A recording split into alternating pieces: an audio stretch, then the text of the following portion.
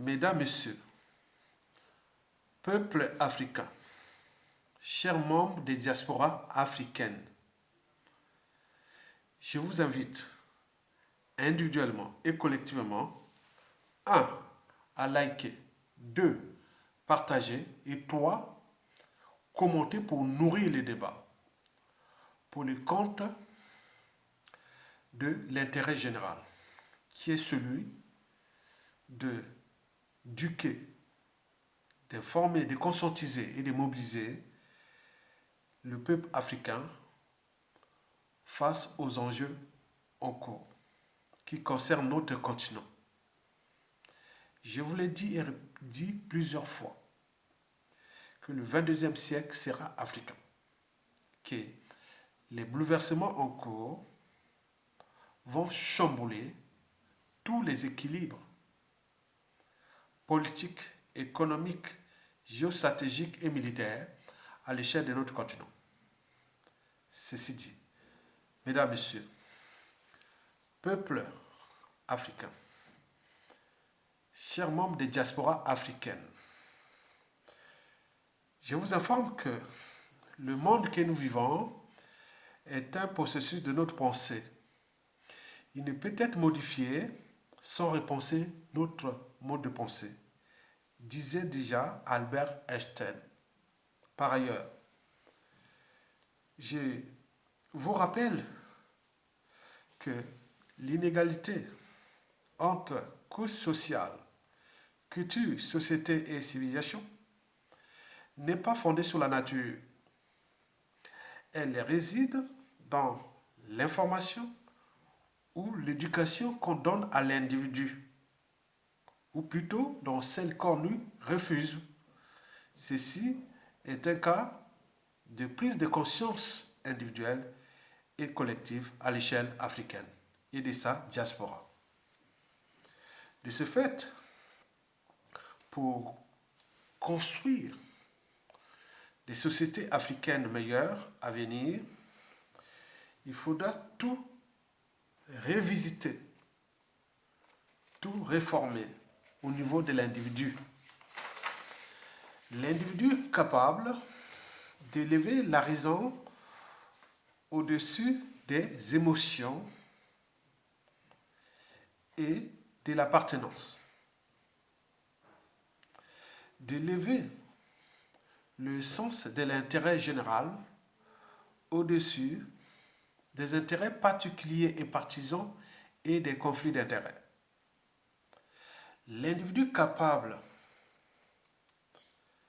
de gérer soi-même son cerveau et de savoir juger soi-même. L'individu capable de lever ou de veiller en lui l'esprit critique constructif, car celui ou celle qui n'accepte pas la critique n'avancera jamais. La critique aiguise l'intelligence et l'éveil de conscience. Je pense que la conscience de l'individu devait être au-dessus de l'appartenance. Ce que je définis moi, ma liberté de conscience.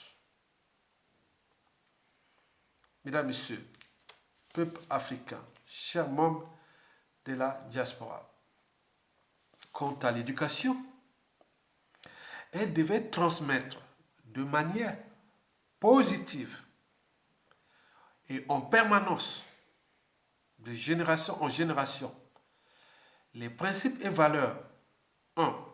De la raison, 2. De la liberté, 3. De la dignité, 4. De la conscience, 5. De la résilience, 6. De la révolte, 7. De la justice, 8. De la solidarité, 9.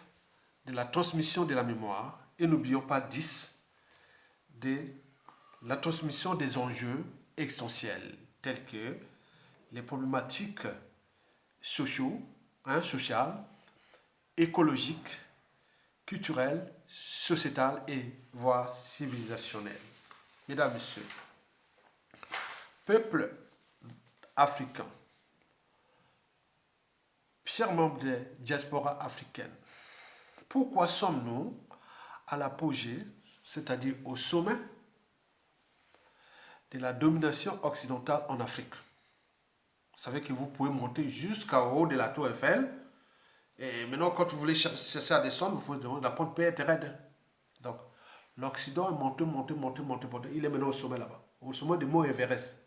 Mais après le mont Everest, il reste quoi? C'est descendre. Pourquoi sommes-nous à l'apogée de la domination occidentale en Afrique? Pour les comprendre, nous allons, faire l'étude comparative, historique et factuelle entre le modèle des sociétés occidentales et le modèle de société africaine, historiquement et jusqu'à nos jours. Nous allons comparer les deux sociétés. Vous devez le savoir ça.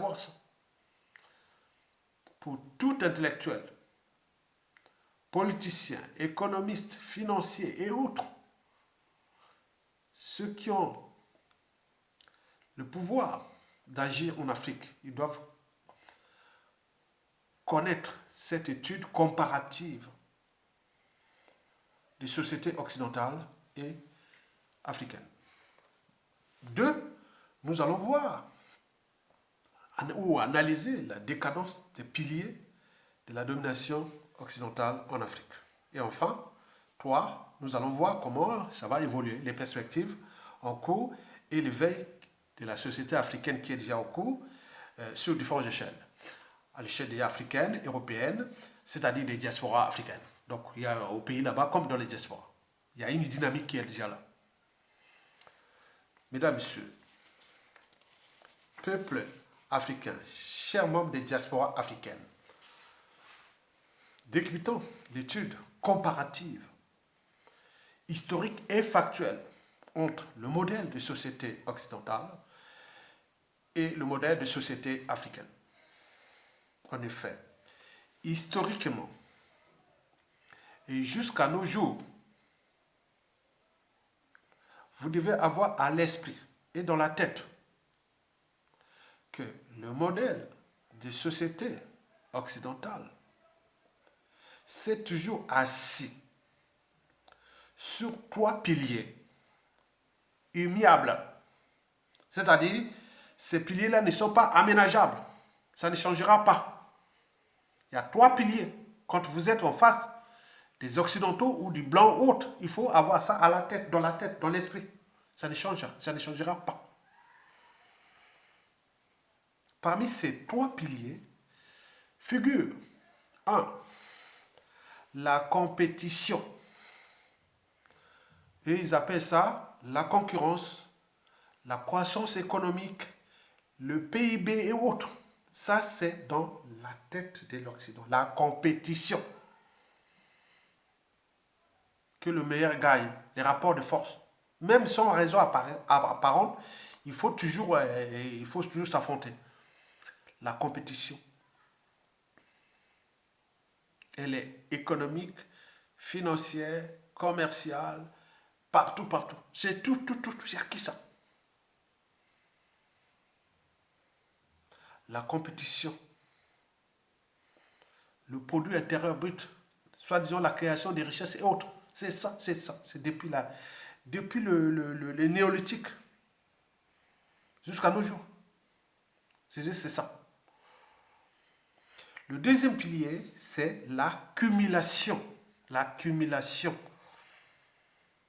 de biens matériels. Ce qu'ils appellent la richesse. Ils sont tout le temps dans l'accumulation. Il faut produire. L'accumulation. Ça, c'est eux. Ça, c'est le deuxième pilier de l'Occident, du blanc. C'est dans le sang, dans la tête, et c'est transmis de génération en génération. Donc, on parle des riches, des pauvres. C'est comme ça. Ici, tu vas comparer la pauvre, riche, c'est comme ça. Et enfin, le troisième et dernier pilier, c'est la guerre. Eh bien oui.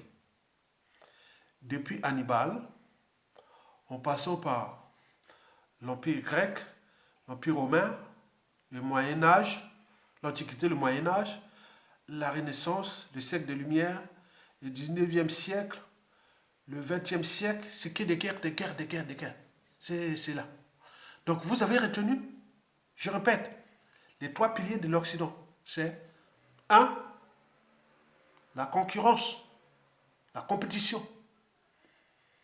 Deux, l'accumulation des richesses, des matériels autres. C'est sans fin. Et trois, c'est la guerre. Ben oui, les conflits sont armés, sont permanents dans l'histoire de l'Occident. Vous avez les guerres mondiales. Et autres, on en parle maintenant de la Troisième Guerre mondiale. C'est dans l'ère ADN. Tout Africain ou Africaine doit avoir à l'esprit et dans la tête l'existence de ces trois piliers précités. C'est dans l'ADN occidental. Cet ADN est sexuellement ou génétiquement transmissible. De génération en génération.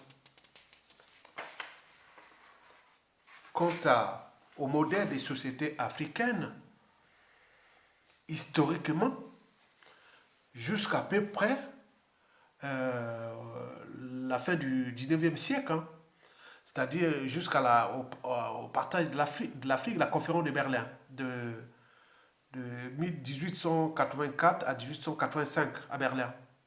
On avait partagé l'Afrique. Donc, notre modèle s'est arrêté là.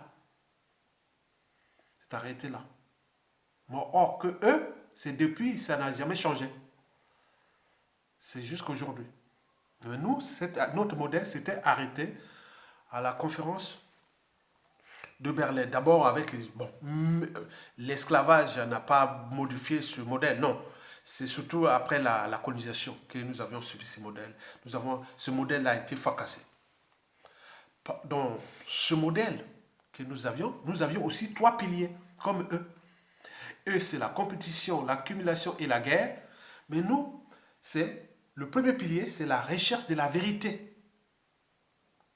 Ne pas mentir pour l'intérêt de tous, l'intérêt général. Si bien que, quand les Occidentaux arrivèrent chez nous, avec, à la clé, les trois M. Les trois M, vous les connaissez. Ils sont arrivés chez nous avec les trois M. Mais nous, dans l'esprit de la vérité, tu dis, je viens avec les bonnes intentions, nous ensemble et autres. Donc on s'est fait avoir.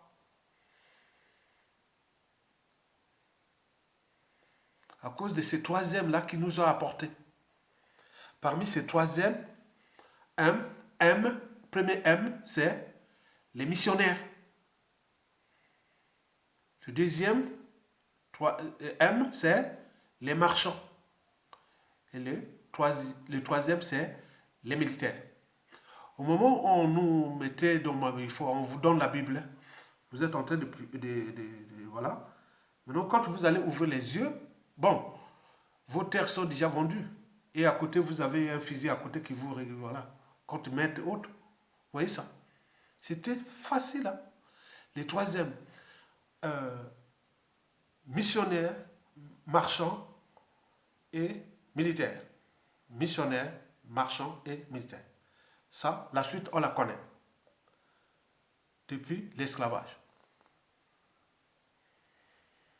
Le deuxième pilier que nous avions, historiquement, la justice.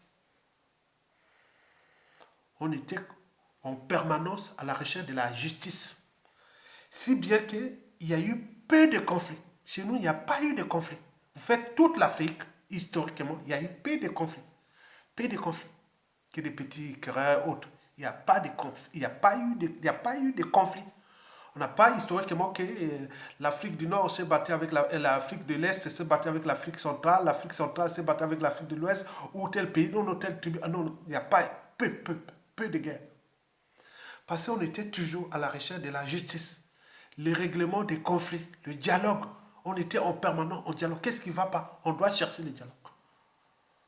où il y avait intervention des sages. Les sages faisaient partie des institutions ou des autorités morales ou de la divinité, beaucoup de choses comme ça. On se retrouve en Bongi et chaque fois il y a un conflit, on va régler le conflit. Mais quand ces gens-là sont venus de l'extérieur, et notamment les Perses, les Arabes et les Blancs et autres, vous voyez, tout a chamboulé. Ce n'est pas dans notre état d'esprit. Donc la justice était permanente, le règlement des conflits. Or, aujourd'hui, ce n'est plus possible. On nous a entraînés, on nous impose même le modèle occidental. On nous dit qu'il faut faire la guerre. On cherche les djihadistes, les guerres, les coups d'État, les nanas, on cherche, voilà. Il faut, non, non. On vous impose comme ça.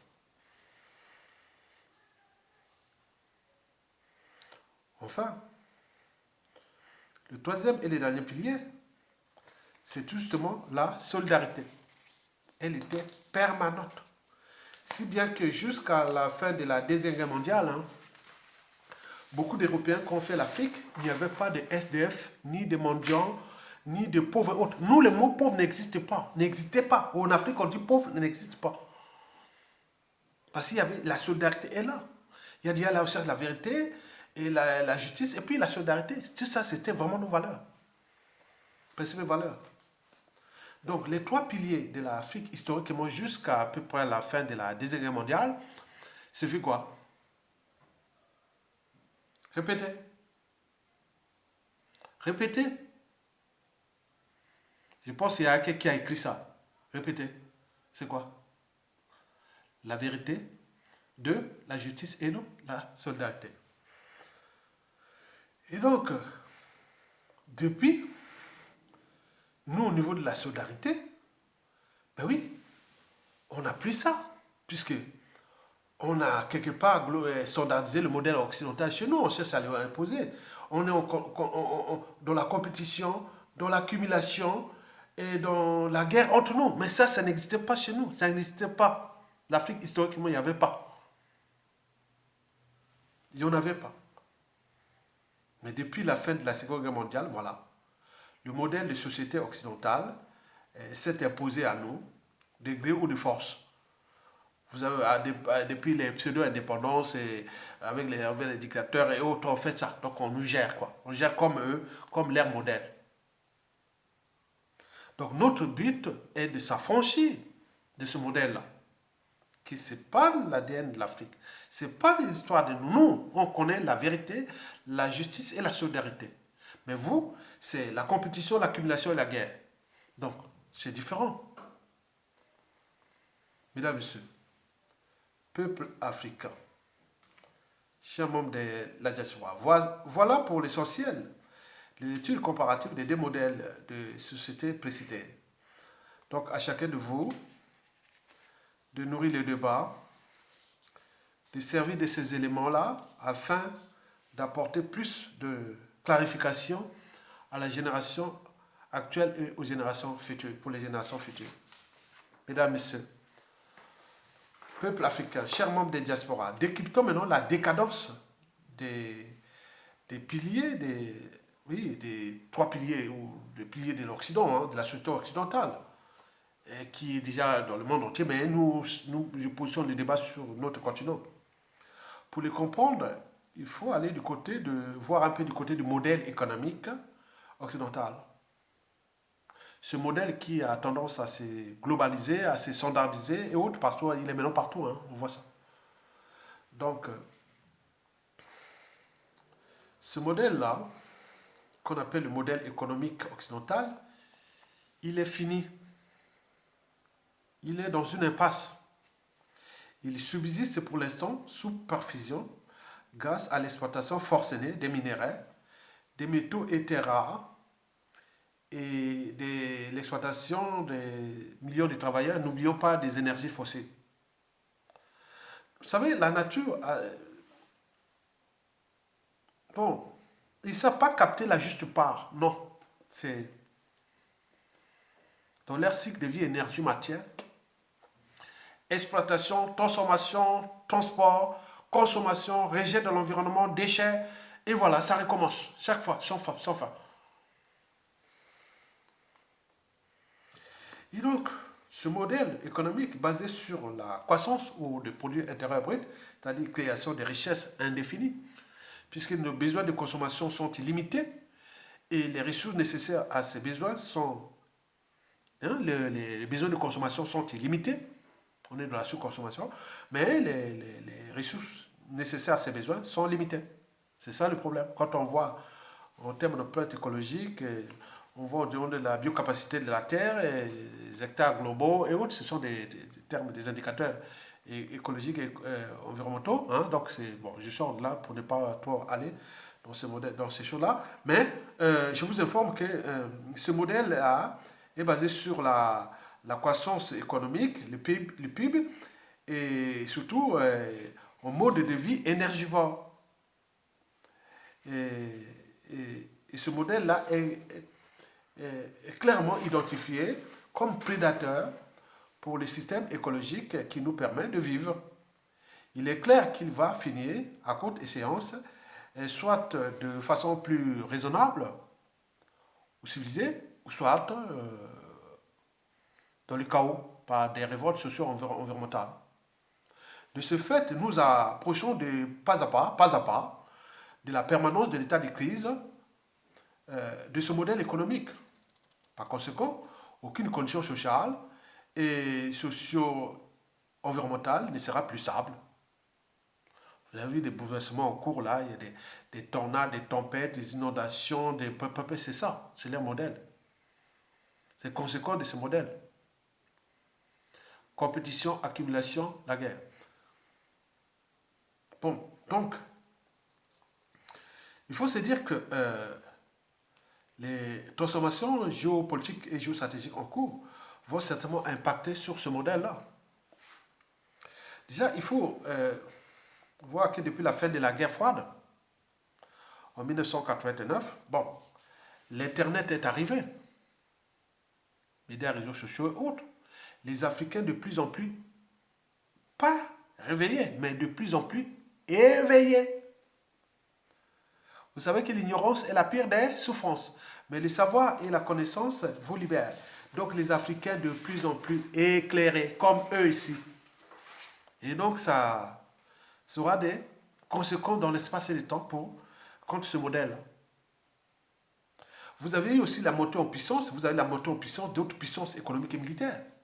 Les conflits militaires actuels ont montré les limites ou les puissances et tout ça de l'Occident, qui n'est plus le maître du monde. On est bien d'accord? Ce qui se passe en Ukraine et ce qu'on a vu. Mais ça nous a montré aussi le vrai visage de l'Occident. Où on est avec eux, on n'est pas avec eux. Quand vous n'êtes pas avec eux, bon ben, vous devenez ennemis. Même pour la liberté d'opinion, d'expression, d'association et autres. Mais où sont les valeurs occidentales qui ont toujours prôné depuis la nuit des temps, donc les libertés, la dignité, la souveraineté, la démocratie et autres. Donc, il y a là des contradictions qui sont maintenant exposées aux yeux du monde entier à travers les médias et les réseaux globaux et tout compagnie. Donc, l'Occident est pris dans son propre piège ou autre. Parce que les gens maintenant voient la vraie nature de l'Occident. Mais sachant que nous, Africains, on a encore le passif avec l'Occident qu'on n'a pas encore soldé. Depuis l'esclavage, la colonisation et la force africaine et autres, nous avons encore des contentieux historiques. Ce n'est pas encore terminé. Donc, quelque part, les gens pensent que l'Occident qui a tout valorisé les valeurs de démocratie, quelque part, l'Occident, c'est comme une démocratie, quoi. Condensation, pseudo-démocratie, plus dictature. Donc, la société occidentale n'est pas aussi démocratique comme elle est, comme voilà. C'est faisant, l'Occident contrôle encore aujourd'hui la globalisation du monde selon leur modèle de société occidentale. La mise en place ou la mise en application d'une pensée unique, soi-disant en tout cas démocratie, mais en réalité, il n'y a pas de démocratie, quoi. Démocratie peut-être quand ils concernent entre eux, mais avec, en rapport avec le monde. Mais non, nous, la solidarité, la vérité, autres, c'était, voilà, on était face à tous les gens qui sont venus nous visiter en Afrique. On n'est pas venu les chercher. Ils sont venus nous trouver en Afrique.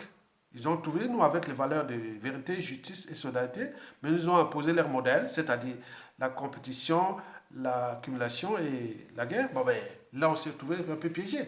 Mais les choses sont en train de changer. On a compris que l'Occident donc, a des moyens de pression exercés contre le monde entier. Si vous n'êtes pas de leur côté, ils ont des moyens de pression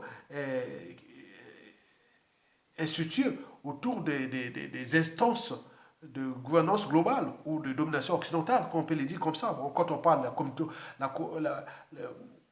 l'OTAN, la Commission européenne, la BCE, le FMI, la Banque mondiale, le G7, la CPI, et tout c'est l'Occident.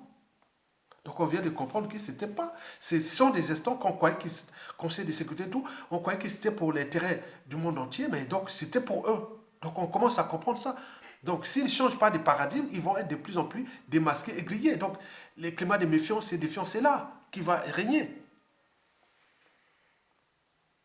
Avec la guerre de Poutine contre l'Ukraine, le monde se trouve à un tournant de son histoire.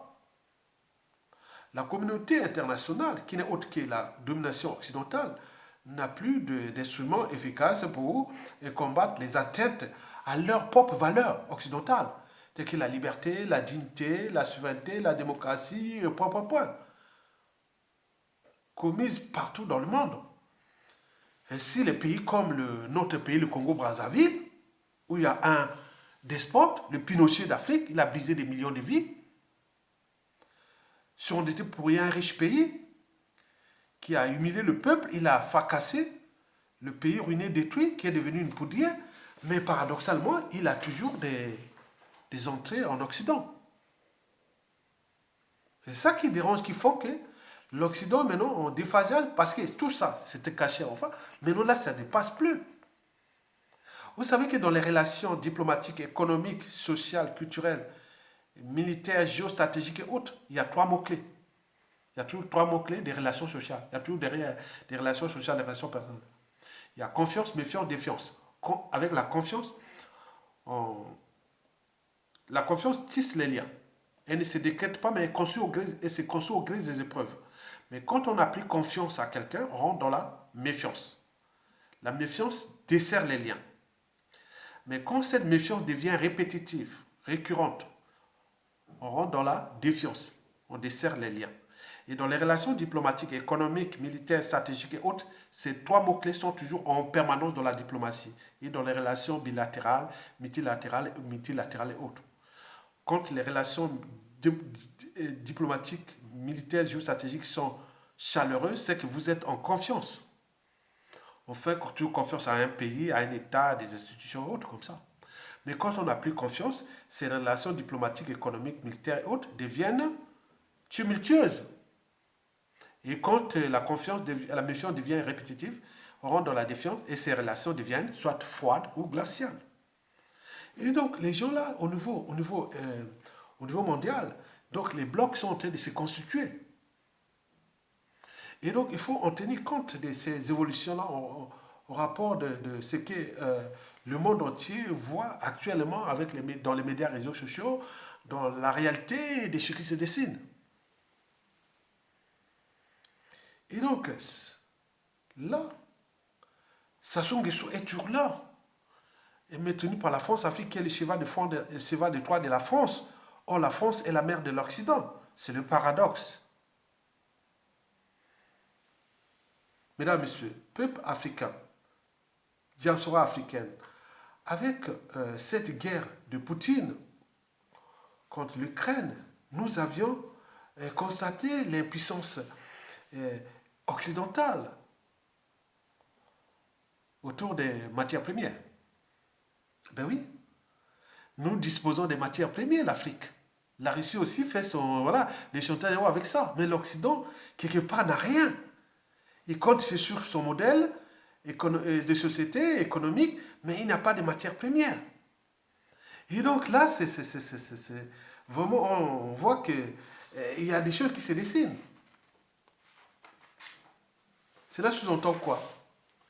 Que nous allons vivre dans les prochaines décennies, que vous allez voir la montée en puissance euh, des, des régimes politiques africains, nationalistes, panafricanistes, gestionnaires de leurs ressources naturelles, parce que nous, on sait bien que c'est une valeur ajoutée, les nos ressources. Ils ont été pillés, on avait placé, quand l'Afrique, soi-disant, est devenue indépendante, on avait assassiné tous les présidents intellectuels, chefs des années 60 jusqu'à nos jours. On a laissé cette Afrique aux mains des ennemis de l'Afrique. Mais nous, là, c'est en train de se ressaisir, donc le monde, voilà. Donc, rien n'est immuable. Donc, beaucoup de choses sont en train de changer. Donc, l'Afrique, aujourd'hui, cherche à repositionner ses piliers à l'échelle mondiale. C'est-à-dire, nous, l'Afrique, on a les capitales humains, on a les ressources naturelles ou les matières premières, les technologies sont disponibles partout. Mais non, l'éveil des consciences est tel que vous ne pourrez plus venir placer un pion comme ça qui sert contre l'Afrique ou autre. Ce n'est plus possible. Puisque le veille des consciences est tel que c'est un processus. Et aussi, il y a des puissances qui tirent le ficelle derrière, hein, contre l'Occident, pour les concurrences entre l'Occident et autres. La Chine, l'Inde et demain, la Russie et tout compagnie. Donc c'est quelque chose que l'Occident doit en tenir compte. Donc nous voulons qu'on nous respecte déjà. Nous ne voulons pas voir à ces gens-là, des dirigeants africains, que pour $1, ils vont tous en payer. Or, on a, dans le monde arabe et en Amérique latine, on peut faire une aide internationale. Bon, ben, on demande qu'on les respecte, mais nous, on ne nous respectait pas. Et ce n'est plus possible. Il faut dire que le modèle de société africaine actuellement en train de se régénérer. Donc il y a des mécanismes d'éducation, des programmes d'éducation qui vont commencer qui vont remonter, puisque c'est un processus qui demande du temps. Je vous l'ai dit que le 22e siècle sera africain. Et les transformations en cours vont aller comme un chamblement. Je ne sais pas que sera le monde dans 200 ans, 300 ans. Le premier sera-t-il le dernier le premier? Est-ce qu'on le sait jamais? Bon, l'Afrique a beaucoup d'atouts. L'Afrique est partout dans le monde, sur les 5 continents. Le continent africain, l'Afrique est dans les Amériques, l'Afrique est même en Inde, dans le monde arabe, l'Afrique est partout. La communauté noire, la communauté africaine est partout, est métissée. Donc ce sont des... Et demain, nous pourrons voir des genres de boycott. Vous avez vu que cette histoire-là, l'embrouille avec Radio France Internationale et France 24, ils ont fait les repas au Mali avec le Mali. Le Mali a coupé carrément Radio France Internationale et RFI et France 24. Et demain, ça va être un effet d'entraînement dans toute l'Afrique. Action-réaction. Comme l'Union européenne a fait des trucs contre le Mali ou autre. Après, il est arrivé, une autre puissance est venue intervenir. Mais demain, il y aura des montants en puissance des blocs où beaucoup de pays, par communion comme l'Occident, ils bloquent. Il n'y a pas de sortie de matières premières, de telles autres, beaucoup de choses comme ça, des boycotts. Il faut en tenir compte. Nous avons vu ça pendant les droits civiques aux États-Unis ou même pendant l'apartheid. Mesdames, Messieurs, peuple africain, peuple, chers membres de la diaspora. Enfin, il faut se dire que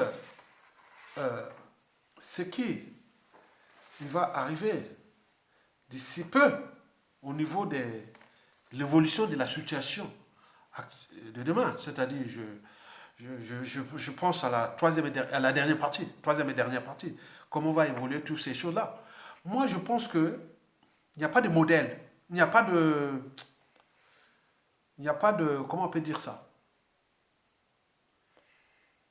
Il n'y a pas de, oui, on peut dire modèle, non? Modèle peut-être, non. Je pense que ce sont des situations diversifiées en Afrique, hein, politique, sociale, culturelle, géopolitique, autres, qui vont se passer en Afrique et que ça va faire comme un jeu d'entraînement, de conditionnement. Et voilà, les gens vont être entraînés, conditionnés, les gens vont s'éroder. Par exemple, là, on a vu au Mali et la Centrafrique qui ont damé le pion à la France-Afrique. Et ça continue. On a vu par exemple au Botswana, où la lutte anti-corruption là-bas, la gestion saine de l'État et autres. Donc c'est ça. On a vu aussi, on va voir, comme on a vu les coups d'État militaires salutaires. Donc on va là voir la convergence des luttes des libertés africaines. Donc il y aura des pays refuges. Par exemple, un pays, là, il n'y a pas encore là, parce que l'Union africaine n'est pas l'Union africaine. L'Union africaine n'est pas celle de l'OUA en 1963. Mais celle-là est finie. Donc il y aura des transformations. Des trucs sous-régionaux comme la CEDEAO, la CEMAC, la SDEC, hein, c'est ça.